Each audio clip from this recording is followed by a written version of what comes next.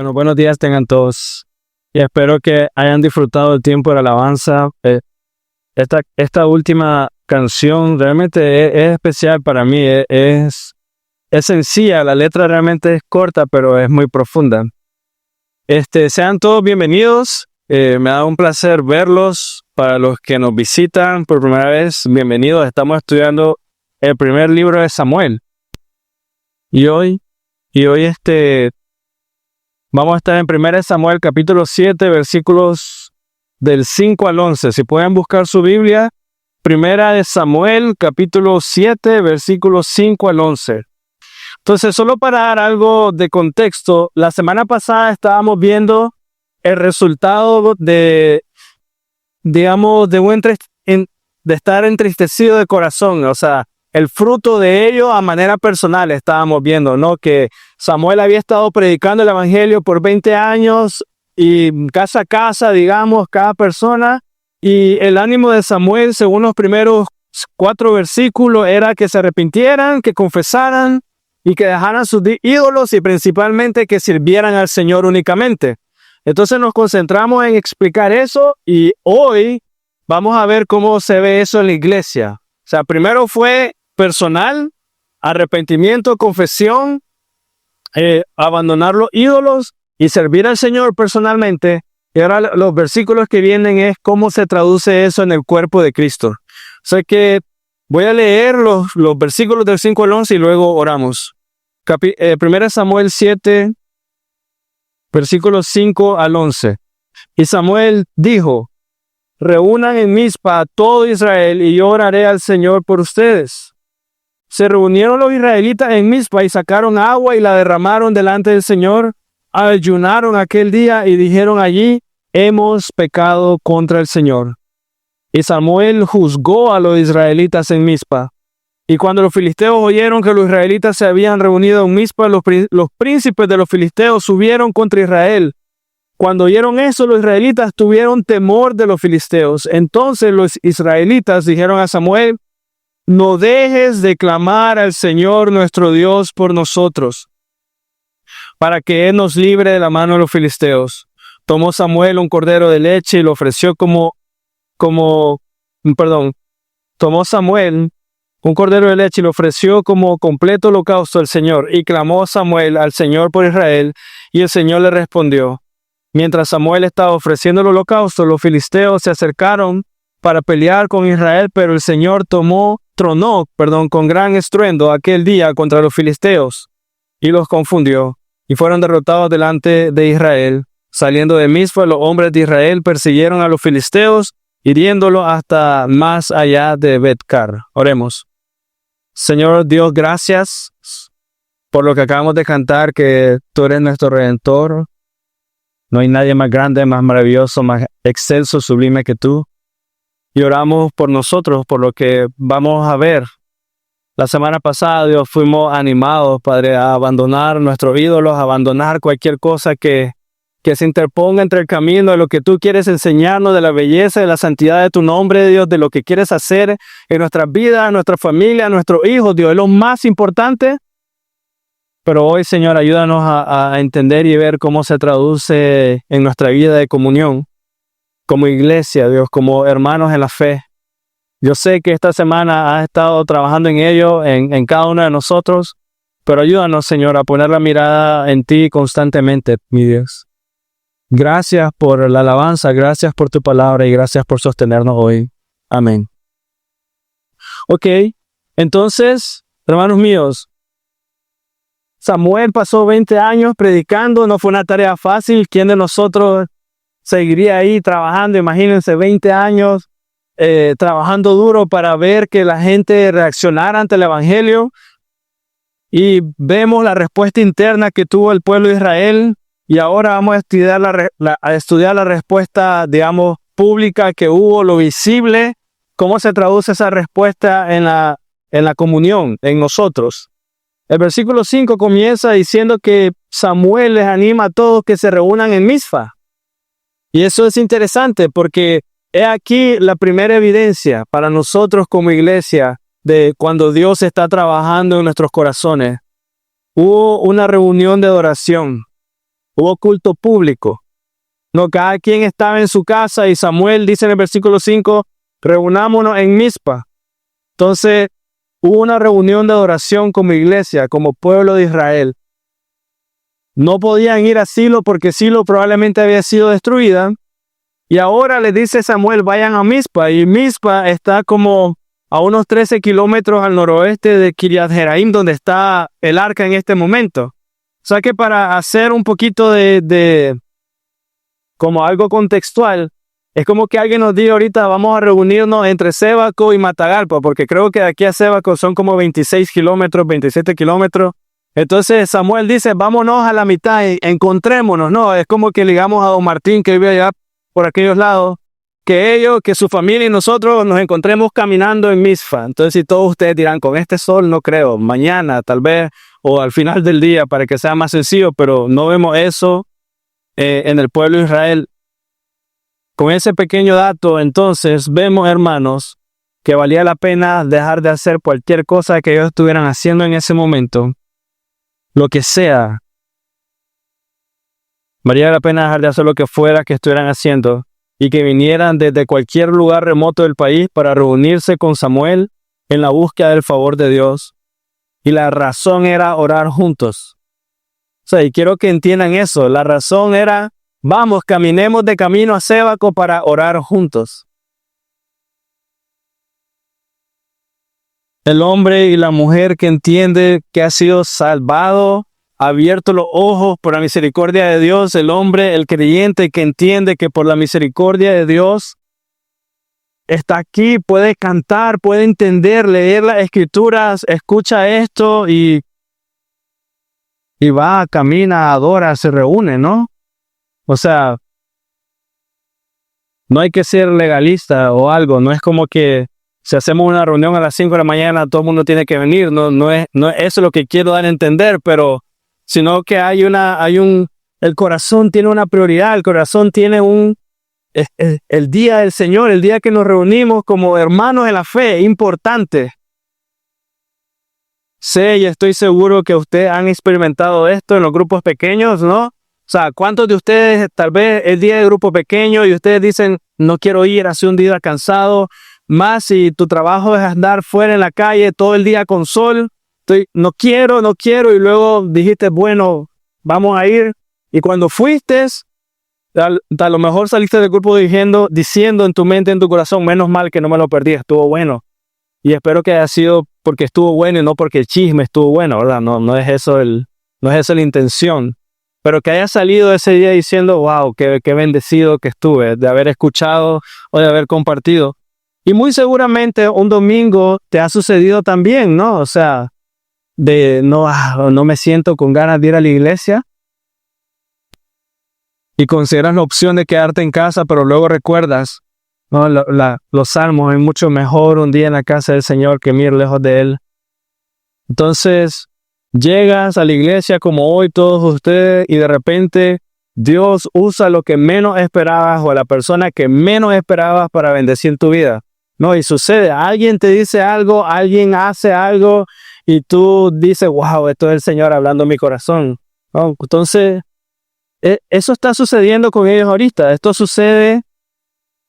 Este tipo de cosas sucede cuando niegas tu propia carne y vas, ¿no? Y obedeces al Señor, llegas con el deseo de escuchar a Dios, porque piénsalo de esta manera, venir, o sea, lo pones en perspectiva, venir a la iglesia o ir a esta reunión de oración pone el deseo en ti de escuchar a Dios, y más si no tienes ganas de venir, o sea, si estás cansado y te levantas y vas a la iglesia, mejor, hermano, porque vas a ir orando, Señor, que valga la pena, Señor, que valga la pena, y sí, es palabra de Dios. Es palabra de Dios.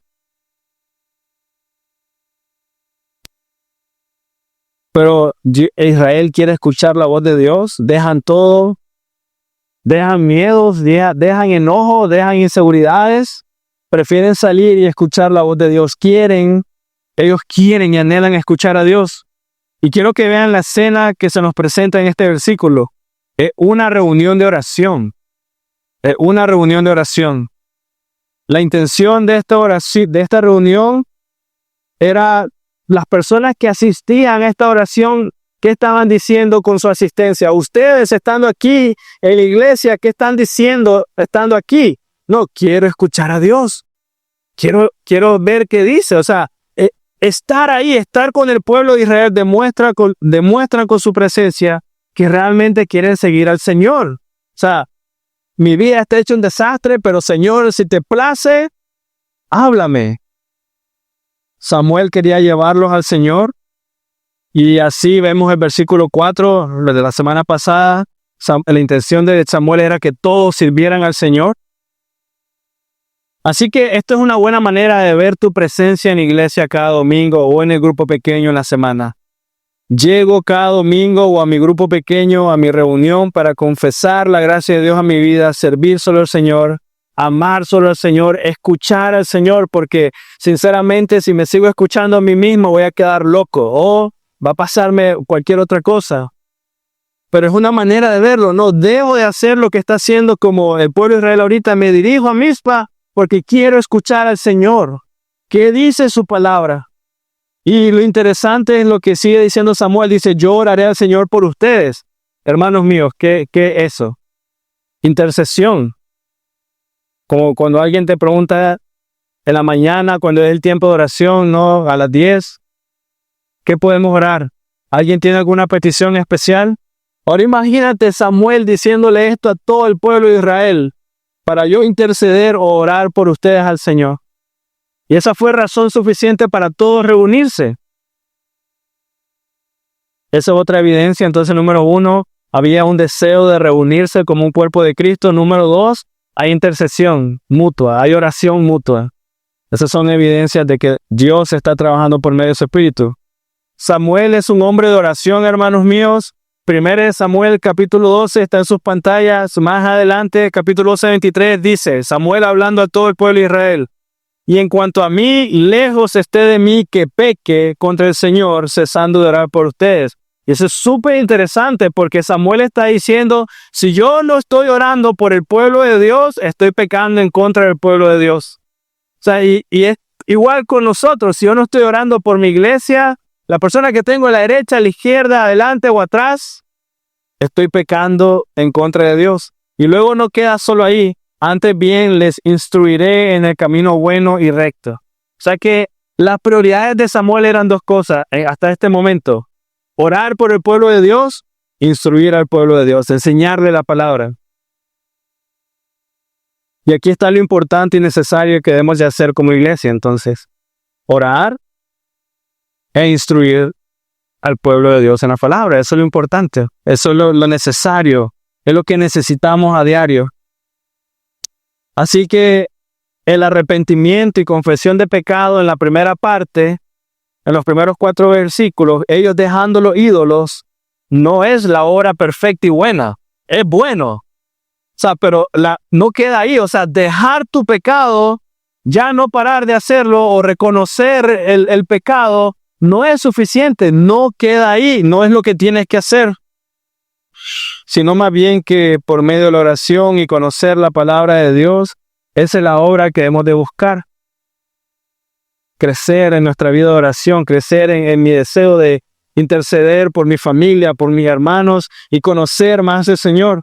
Ese es el resultado que debemos de buscar. No solamente dejar, sino la comunión de ser instruidos, de conocer mutuamente al Señor y orar por los hermanos en la fe. Así que debemos orar cada domingo por la predicación de la palabra realmente para que sea eficaz y buena, que aunque sea algo sencillo, pero que penetre profundamente el corazón y por eso debes de orar tú también. Así cuando nos reunimos debemos de recordar que no es solo una reunión para agregar actividades, no es solo reunirnos porque es domingo. Debe ser igual de importante para nosotros participar de la reunión de oración de la mañana, así como escuchar un sermón, porque este pueblo entero está dejando todo solo por ir a hacer eso, ir a orar y ser instruidos por la palabra de Dios. Y lo debemos de hacer no por quien está enfrente, ¿verdad? No porque Samuel es Samuel o el que esté aquí adelante. Lo debemos de hacer porque en nuestro corazón debe estar este anhelo de decir, aquí está tu pueblo, Señor, tu pueblo escucha. Ese debe ser nuestro deseo. Así que esto demostró la necesidad espiritual que sentía Israel en aquel entonces. O sea, tenían una necesidad, por eso dejaron todo, ¿no? Expresaron arrepentimiento y también abandonaron lo malo, pero no se quedó ahí, sino que buscaron lo bueno. Y con esto quiero ser muy claro, o sea, es como saber que tienes un pecado en tu vida y tú te das cuenta de ese pecado y lo abandonas, pero abandonarlo no es suficiente. Estos hombres confesaron su pecado, idolatría, abandonaron la idolatría, pero también buscaron lo bueno. ¿Y qué es lo bueno? Oración y ser instruidos por la palabra del Señor. O sea, es muy práctico lo que nos está enseñando Samuel ahorita. Es nuestra respuesta a la convicción del pecado lo que demuestra el arrepentimiento. Eso es lo que está enseñándonos ahorita Samuel. Vemos la experiencia de convicción de pecados en ellos, pero la experiencia de convicción de pecado no muestra nada. O sea, y voy a decírtelo de esta manera, es como que tú estés enfermo, tienes fiebre ahorita de 45 grados o algo por el estilo, y tú entiendes que estás enfermo, pero no significa nada si no vas a buscar una pastilla o por lo menos buscas cómo bañarte para bajar la fiebre, ¿no? O sea, más si es tu hijo o algo por el estilo, buscas cómo que tu hijo sea sano, pero si sabes que tu hijo está enfermo de gravedad y no haces nada, no significa nada, más bien te voy a decir, son irresponsables o algo por el estilo. Igual con el pecado, ¿de qué sirve saber que tienes pecado, pero si no haces nada al respecto? Es nuestra respuesta a la convicción de pecado lo que demuestra arrepentimiento. Versículo 6 dice, sacaron agua y la derramaron delante del Señor. Y esa expresión es bastante interesante. Tal vez nosotros no la entenderíamos muy bien por nuestra cultura. No tenemos la costumbre de hacer eso. Es más, si pienso en derramar en mi pecado, más bien pienso en estas personas que agarran un trago y lo derraman en el piso como pensando en alguien, ¿no? Que ha fallecido. Bueno, yo he visto eso, no sé si ustedes no. Pero pensando en alguien que ha fallecido. Pero ellos agarraron esto y lo que simboliza, número uno, es que se humillaron públicamente por su pecado. Si tienes una Biblia, por favor, Salmo 22:14, está más adelante. Salmo capítulo 22, versículo 14. Pero se humillaron públicamente por su pecado, o sea, reconocieron como agua derramada. Eso es lo que implicaba. Nuestros corazones está como esta agua. Agarraron el agua, la derramaron en el piso, no se puede recoger más. Eso es lo que significaba esto. Y Salmo 22:14 lo ejemplifica bastante bien, como para tener una idea de lo que está diciendo. Dice el salmista, soy derramado como agua y todos mis huesos están descoyuntados. Mi corazón es como cera, se derrite en medio de mis entrañas, ¿no? Cuando lo lees, sabes que el salmista está mal. Su corazón se está derritiendo, no lo puedes recoger. No, su vida está como agua derramada, todo esparramado y no se puede hacer nada.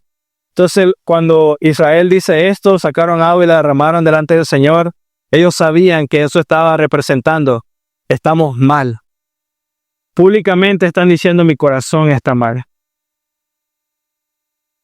Esta es una actitud de fe, realmente es una actitud de fe. Se están presentando delante del Señor y están desparramando su corazón. Pero meditemos un poco. ¿Qué es lo que ellos saben? O sea, si yo les dijera ahorita, en la mente del israelita en este momento, ¿dónde está Dios? ¿Qué es lo que ha pasado con ellos hasta el momento? Y aquí se parece mucho cuando discutimos discutes con tu esposa o con tu esposo, pero ¿dónde está Dios? O sea, miren lo que ha pasado. El arca fue tomada de ellos y ellos dijeron, la gloria del Señor nos ha abandonado. Eso es lo que tienen en su mente. Luego los filisteos pasó esto de que Dios estaba mostrando su justicia en la ciudad de ellos y el arca fue, la recuperaron, la enviaron de regreso y cuando llegó el arca, miraron dentro y murieron un montón. Entonces yo le diría a ustedes, en la mente de ellos, ¿Qué es la experiencia que han tenido con Dios hasta este momento? ¿Juicio o justicia? O tal vez están diciendo, Dios ya no está con nosotros, no regresó más. Cuando regresó, nos mató. Y miren la actitud de ellos. Se están humillando delante de Dios. O sea, es un acto de fe porque ¿qué les asegura que Dios va a responder? Y por eso les digo que es como cuando discutes con alguien que amas, porque vas y te acercas y le pides perdón sin saber lo que va a pasar, ¿no? O sea, hiciste mal, vas y le pides perdón y tú sabes, bueno, a ella le cuesta perdonarme, va a pasar 3 días, pero bueno, día 1, perdóname. Pero te acercas por fe. Número 2, el alma en oración de un creyente arrepentido se derrama ante Dios por fe. Incluso aunque tú digas, hermano, y esto es una mentira, pero aunque tú digas, no sé si Dios me va a responder por mi pecado, Dios es fiel siempre. Así que el alma arrepentida derrama su corazón al Señor. Ellos lloraron profundamente por su pecado, como pueblo. ¿Y dónde está eso? Un ejemplo es Salmo 62:8. Salmo 62:8.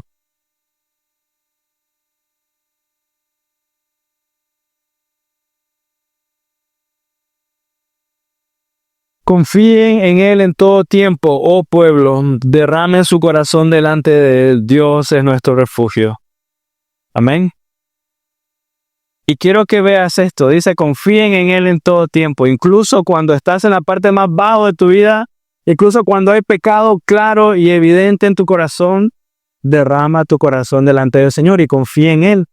Porque nos alejamos, no, esa es la tendencia. Hay algo malo, hay un enojo, algo por el estilo, y la tendencia es, ya no voy a llegar más. Ya no voy, o sea, Dios no me va a querer escuchar. Pero eso es una mentira del enemigo. Mira esta gente, 20 años de rebeldía y ahorita están derramando su corazón. Que lo que vamos a ver es la respuesta de Dios. Ellos fueron libres y plenos en su confesión, firmes en su decisión de alejarse de la idolatría, no trataron su pecado livianamente, dijeron sí, hemos sido idólatras, y fueron firmes en su decisión de alejarse del pecado. Ellos se comprometieron a servir solo al Señor. Así que mira lo que sucede, la confesión y el arrepentimiento traen una reforma general y universal. Y eso es interesante, no es solo confesar el pecado y ya. Trae una reforma de corazón y en este caso una reforma del pueblo entero. Están dejando la idolatría y están diciendo como pueblo vamos a servir a Dios. No, y quiero que vean eso, cuando hay confesión de pecado normalmente y es de Dios, normalmente esto es lo que sucede. El pueblo entero es bendecido y el pueblo entero dice, ¿sabes qué? Yo también.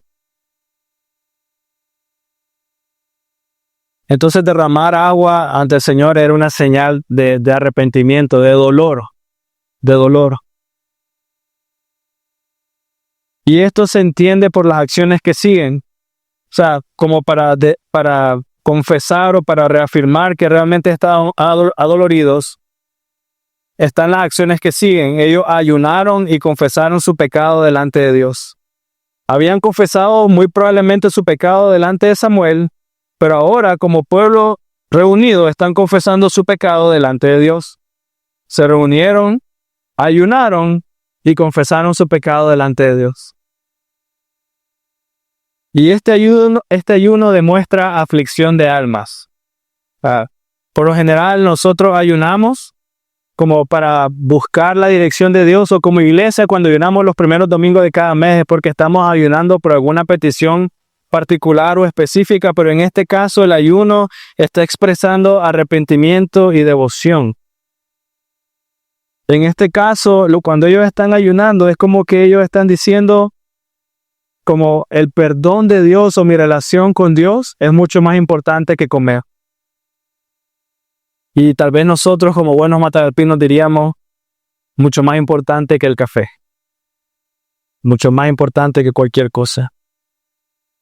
El ayuno acarrea un mensaje de que nada más es realmente más importante que mi relación con Dios. En este contexto, no quiero comida, solo quiero a Dios. Y luego siguió la confesión pública. Y quiero que vean, su alma se estaba desparramando. O sea, miren todo lo que está pasando porque nos está enseñando a nosotros como iglesia. Su alma se está desparramando y luego están confesando públicamente el pecado como si con ellos estuvieran diciendo, hemos pecado en contra del Señor. Están buscando cómo exaltar a Dios y decir, Dios mío, te necesitamos. Nadie está diciendo, mira lo que yo he hecho, mira cómo me he comportado, yo me he mantenido fiel, ellos son los pecadores. Nada, todo el mundo hemos pecado. Si confesamos así nosotros nuestro pecado, hermanos, hallaremos a nuestro Dios fiel y justo para perdonarnos de toda maldad. Eso es lo que va a pasar en los siguientes versículos. Y quiero que entiendan eso.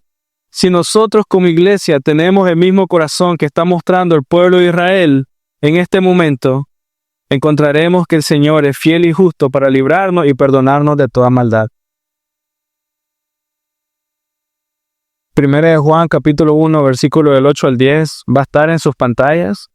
Si lo quieres buscar está bien, pero Primera de Juan, capítulo 1, versículo del 8 al 10 dice, si decimos que no tenemos pecado, nos engañamos a nosotros mismos y la verdad no está en nosotros. Mira qué interesante que lo que dice la Escritura. O sea, esto se entiende claro. Si decimos que no tenemos pecado, nos engañamos a nosotros mismos y la verdad no está en nosotros. O sea, si digo yo que yo no peco, la Biblia dice nos estamos engañando. Y luego versículo 9. Si confesamos nuestros pecados, Él es fiel y justo para perdonarnos de los pecados y para limpiarnos de toda maldad. De nuevo, Dios no solo perdona, sino que nos limpia. Él es fiel, justo y bueno. Y te pregunto, después de todo lo que hemos visto que ha hecho el pueblo de Israel, y después de todo lo que seguramente nosotros hemos hecho y de lo que Dios nos ha librado, ¿Dios no puede librarnos y limpiarnos de toda maldad? Por supuesto que sí. Por supuesto que sí. La confesión es vital para mantener una relación con Dios. Cuando Dios nos convence entonces de pecados, y estos pecados impiden nuestra comunión con Él, hermano mío, debes confesarlo inmediatamente y buscar el perdón de Dios inmediatamente. Y ser rápido, porque nuestro corazón es pecaminoso y engañoso. Mira, qué rápido cuando Dios muestra tu pecado. Hoy Dios me mostró mi pecado. El miércoles es menos grave. No sé, o sea, no es cierto, lo que estoy diciendo es antibíblico, ¿verdad? Pero, o sea, hoy Dios me mostró que un pecado mío, el miércoles lo estoy justificando. Pero es que la otra persona. ¿Me explico? Debemos de ser rápidos. Dios me muestra un pecado, Señor, perdóname. Dios me enseña un pecado de otro hermano, Dios, yo no soy exento a caer en lo mismo que este hermano mío ha compartido. Ayúdame. ¿Me explico? El arrepentimiento, hermanos míos, entonces, es obvio. No es algo silencioso. Mira el pueblo de Dios. Hemos pecado en contra del Señor. ¿Y por qué digo esto? Que el arrepentimiento es obvio y no es algo silencioso. Porque normalmente tienes personas que dicen, no, bueno, Dios sabe cuál es mi pecado, Él ya me perdonó y todo bajo la cobija o todo a escondidas. Pero no, un arrepentimiento real trae bendición al pueblo de Dios y no es motivo de pena. Un arrepentimiento real trae gloria a Dios, edifica uno al otro. Un arrepentimiento real hace pensar al hermano, yo estaba igual, yo estoy igual, yo voy en ese mismo camino, Señor, ayúdame. No es algo debajo de la mesa, no es algo escondido. Crea mayor unidad. O sea, después de leer toda primera de Samuel o este capítulo, ¿no ves que todo el pueblo está diciendo, mejor todo el mundo está feo aquí, mejor cada quien haga lo suyo? ¿No ves eso? Ves mayor unidad. Y ese es el resultado del arrepentimiento real. Crea mayor unidad, descanso, confianza en el Señor cuando se hace de manera bíblica, en humildad y para el Señor. Crea, no sé, amas a tu hermano más que tu familia, aunque no tenga sentido tal vez por algunos, pero es así. Y en este punto se nos presenta a Samuel como el nuevo juez de Israel. Y eso es interesantísimo. Su función como líder del pueblo de Israel crece. Ahora él es el nuevo juez. Ahora es obvio que él tomó el lugar de Elí. Y es importante notar eso porque el pueblo de Israel, en los siguientes versículos de Samuel, el pueblo de Israel le dice: diríjanos nosotros, Samuel. Quiere que Samuel interceda por ellos y ore por ellos. Quiere que Israel cree que es importante la unidad y el culto apropiado a Dios. Y le dicen a Samuel: dirígenos, enséñanos cómo. Y mira cómo es el pecado. Porque estamos en 1 Samuel capítulo 7 y probablemente en 2 domingos vamos a estar en 1 Samuel capítulo 8 y en 1 Samuel capítulo 8 el pueblo entero está diciendo: danos un rey como las otras naciones. Ay, el corazón del hombre. Están todos arrepentidos, desparramando su corazón delante de Dios. Un capítulo siguiente: danos un rey como la otra nación, ¿no?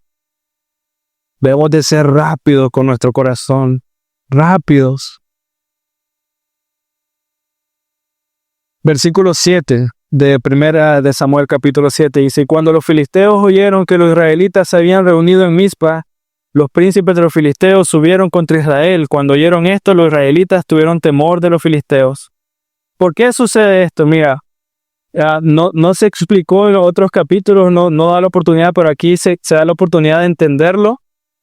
La razón que los filisteos vienen es porque ellos estaban controlando Israel. O sea, cuando ellos en el capítulo 4 los mataron, que tomaron el arca, lo más probable es que los filisteos quedaron en control de esta sección de Israel. Ellos mandaban. Entonces, ¿qué sucede cuando miras que todo el pueblo se está reuniendo y los filisteos se enteran? Los filisteos están diciendo: estos están tramando un plan para venir a pelear contra nosotros. Vamos y caigámosle antes de que haga algo. Y es interesante, porque los filisteos acaban de tener la experiencia del arca, pero los filisteos hasta este momento parece que tienen mucho respeto al arca, pero no al pueblo de Dios. Y luego se nos dice que Israel tenía mucho miedo. Cuando Israel oyó que los filisteos habían subido en contra de ellos para hacer la guerra, dice que el versículo 7, tuvieron temor. Y es importante notarlo, tuvieron temor. ¿Por qué es importante notarlo? Te pregunto de nuevo, ¿dónde está el arca? ¿Dónde está el arca de Dios en este momento? Está con los filisteos, está con Israel. El arca está con ellos y aún así tuvieron miedo. Y eso es bueno notarlo porque antes, en el capítulo 4, dijeron: traigan el arca va a pelear con nosotros y vamos a derrotar a todo el mundo. Y sabemos que no pasó eso. Ahora que tienen el arca, no se atrevieron a decir lo mismo. Están aprendiendo algo.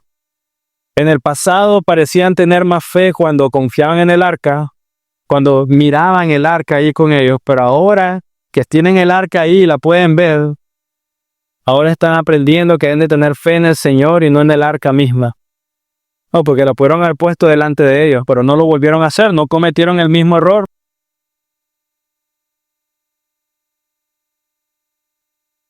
¿Qué significa esto? Una fe pequeña en el Dios verdadero y vivo es más poderosa que una fe firme en una mentira. O sea, y es interesante, ¿no? Ponemos fe en el dinero, muchas veces ponemos fe en el trabajo, y todas estas cosas no dan nada de seguridad alguna realmente, pero una fe pequeña en el Dios verdadero y vivo es más poderosa. Y vamos a ver por qué. Más adelante da la razón por qué. Pero nos ha pasado a nosotros, ¿no? Ellos se están arrepintiendo de su pecado y después de mucho tiempo se están reuniendo para adorar. Después de más de 20 años se están reuniendo para adorar. Y la escena es interesante. Sé que a todos nosotros nos ha pasado que hemos dicho: voy a usar la frase que escucho más seguida aquí, pero voy a hacer las cosas bien con Dios. Le escucho muy seguido que se dice: voy a ir a la iglesia.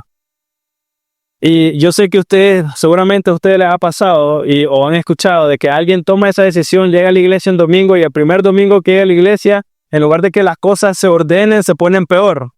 ¿No les ha sucedido de que, o sea, me voy a poner en orden con Dios ya? O sea, tienes toda la intención en tu corazón y el lunes, y peores noticias, todo te va mucho peor de lo que esperabas. Entonces, a veces parece que cuando quieres hacer algo bien, salen más malas cosas. Pero todo está dentro del plan de Dios. La reunión que ellos están haciendo en Mizpa les acarreó problemas y el problema fue que un ejército entero viene hacia donde ellos con la intención de matarlos.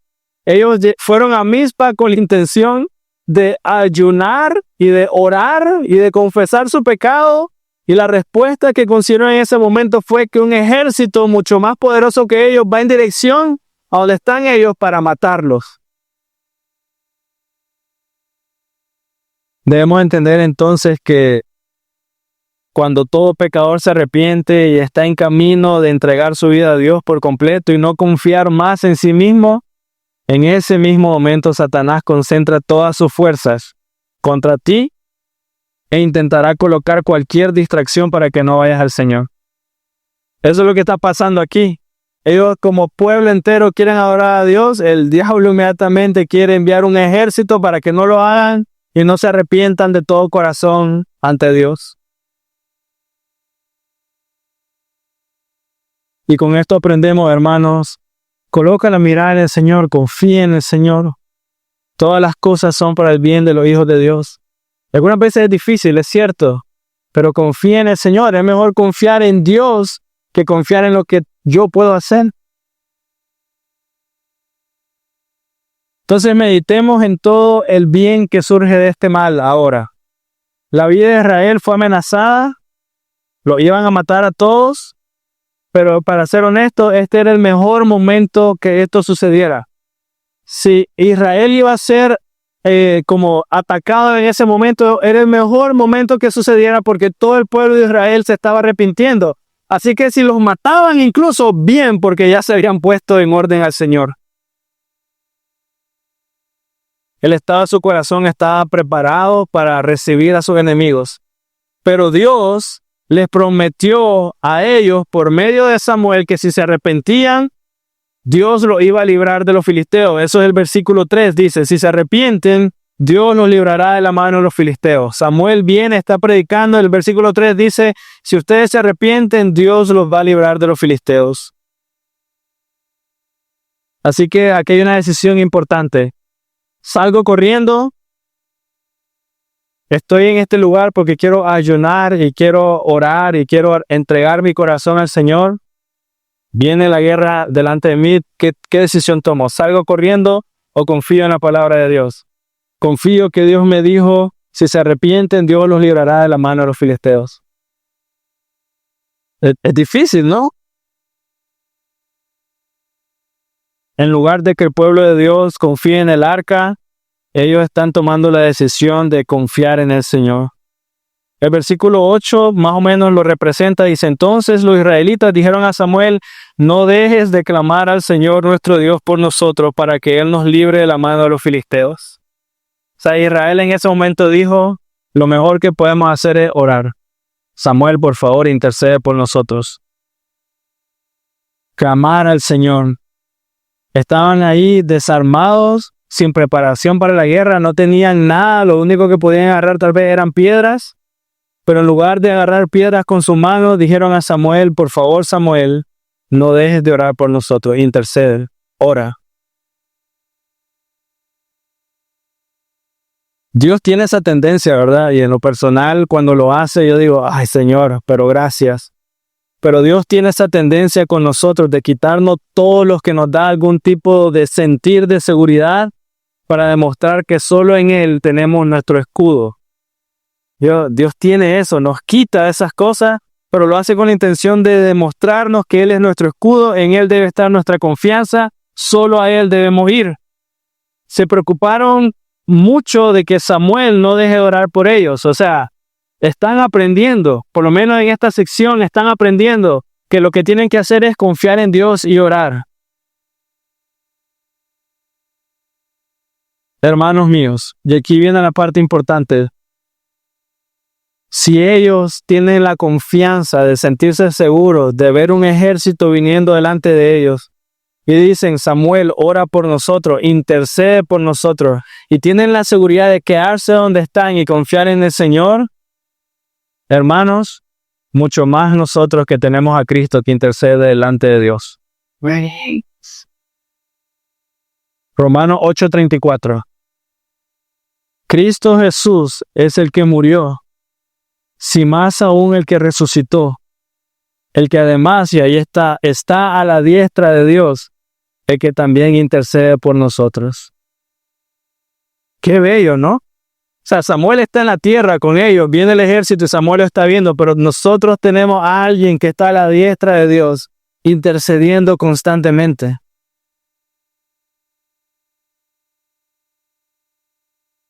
Y lo más bello todavía es el versículo 9, porque vemos que tomó Samuel un cordero de leche y lo ofreció como completo holocausto al Señor, y clamó Samuel al Señor por él, y el Señor le respondió.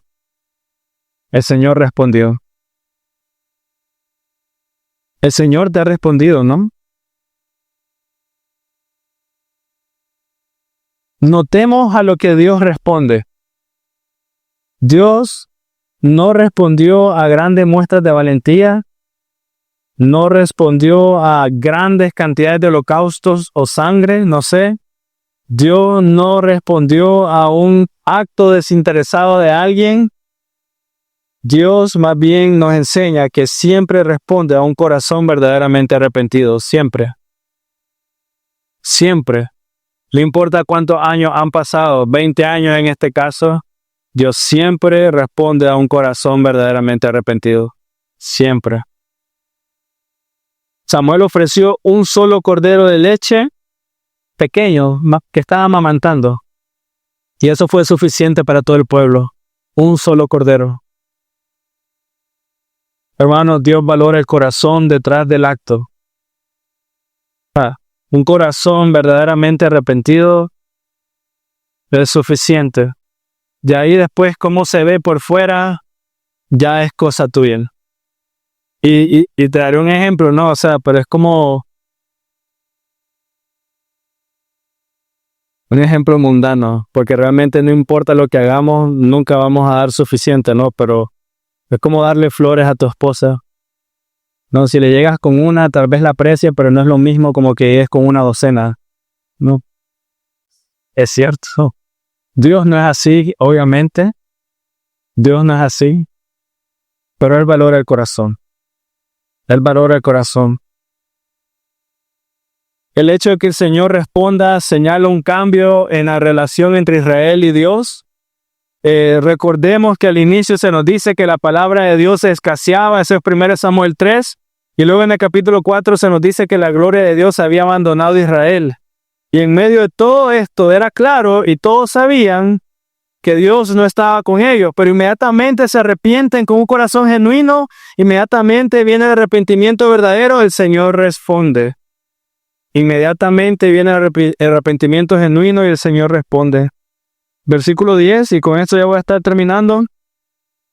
Mientras Samuel estaba ofreciendo el holocausto, mira qué bello esto, mientras Samuel estaba preparando y ofreciendo, Dios respondió. Dios no dijo, vamos a ver qué le sucede, voy a esperar 5 centímetros a que lleguen los filisteos para mostrarles. No, inmediatamente. Samuel está, y eso es bellísimo. Inmediatamente tú te pones de rodillas, inmediatamente sale una lágrima de tus ojos, inmediatamente tu corazón se pone en dirección a Dios. Él responde. Y la manera que respondió fue con mucho poder. Dice que el Señor tronó sobre los filisteos. Tronó. Interesantemente, hermanos míos, 1 Samuel capítulo 2, versículo 10, cuando Ana estaba por el Espíritu dando esta oración preciosa, el versículo 10 del capítulo 2 dice, los que se oponen al Señor serán quebrantados. Y luego dice, Él tronará de los cielos contra ellos. Ese es 1 Samuel 2:10. Y ahora en 1 Samuel 7:10, de esas cosas que hace Dios, el Señor tronó contra los filisteos. Fue una obra especial de Dios, porque es interesante, ¿no? Todo el mundo oyó el trueno, pero la respuesta fue diferente. Tanto israelitas como filisteos escucharon el trueno. Los filisteos, al escuchar el trueno, huyeron en temor. Los israelitas, al escuchar el trueno, dijeron, ese es nuestro Dios. Lo que hace un corazón arrepentido, ¿no? Porque si no hubiera pasado eso en sus corazones, muy seguramente los israelitas hubieran corrido también, ¿no? Dios no solo envió truenos, sino que también infundió confusión en los filisteos y dio confianza en el pueblo de Israel. Debe haber sido un trueno fuerte. No sé si ustedes ahorita ya viene el invierno, Dios quiera, se nos va a ir un poco el calor, pero ¿no han pasado ustedes cuando cae un rayo? O sea, es duro, wow, da miedo. Sí, pero en los filisteos infundió temor y confusión y en Israel dio confianza. La respuesta de Dios, hermanos, fue inmediata. Esos son los versículos 10 y 11. Quiero que me acompañes, por favor, Isaías 65, 24. Si estás en Samuel, es adelante. Isaías capítulo 65, versículo 24.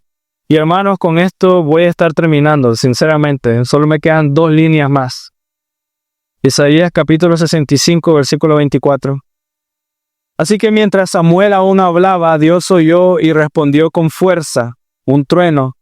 Isaías 65, 24 dice, y sucederá que antes de que ellos clamen, yo responderé, aún estarán hablando y yo hablaré, y yo habré oído, dice el Señor. Guárdalo, apréndelo, memorízalo, subráyalo. Dice Isaías que sucederá que antes de que ellos clamen, antes de que tú digas una palabra, Dios conoce tu corazón y sabe que tu corazón está desparramado delante de Él. Antes de que tú digas, Señor, perdóname o algo por el estilo, antes que clames, yo responderé, aún estarán hablando y yo habré oído. Qué bello que es el Señor. El poder de Dios fue grandemente honrado, fue exaltado, pues Dios tomó la obra en sus manos y los derrotó. Y eso es lo que hace la fe y eso es lo que hace arrepentimiento y lo que hace el Señor. Los israelitas reconocieron la mano de Dios. En los capítulos anteriores ellos dijeron, tenemos temor, por favor, ora por nosotros. Y ahora Dios truena y la fe de ellos lo hace hacer algo que era imposible. Fueron y pelearon contra los filisteos y los derrotaron. Sin nada. O sea, no tenían nada. Llegaron, y hermano, quiero decirte, fueron a pelear con los filisteos con hambre porque estaban ayunando. Y así los derrotaron. Así. Eso es lo que hace el Señor. Y individualmente, la semana pasada confiesas, te apartas, sirves a Dios solamente. Como comunidad te reúnes, se congregan, confiesan su corazón como iglesia, son edificados. Como iglesia, eres renovado, fortalecido y ahora eres capaz de hacer aquello que antes te pareció una locura. Ir a pelear con los filisteos. Eso es lo que hace Dios. Viendo un poco más hacia nosotros, hermano, hombres, te hace amar más a tu familia y orar más por ellos. Mujeres, hace confiar más en el Señor, depender más en Dios. Y todos los creyentes, todos nosotros, usar la fe, el arrepentimiento en el Señor, abandonar todo para venir a Él. Realmente Él es el que nos capacita y fortalece, Él es el que nos sostiene y cuida. Así que pueden confiar en el Señor, ¿sí? Amén. Oremos. Dios, gracias por sostenernos y cuidarnos, Dios, por proveer siempre para todos nosotros. Gracias por cada familia que está aquí, Dios, y por lo que nos enseñas por medio de tu palabra. Que podamos hacer una muestra, Dios, de fe evidente y clara, no solo personal, sino como iglesia y como cuerpo en Cristo. Que podamos tener la confianza y la seguridad, Dios, que usted siempre, Dios, está en control y que su palabra es fiel, buena, agradable y perfecta y podemos confiar en su plan soberano para nuestras vidas. En Cristo Jesús oramos. Amén.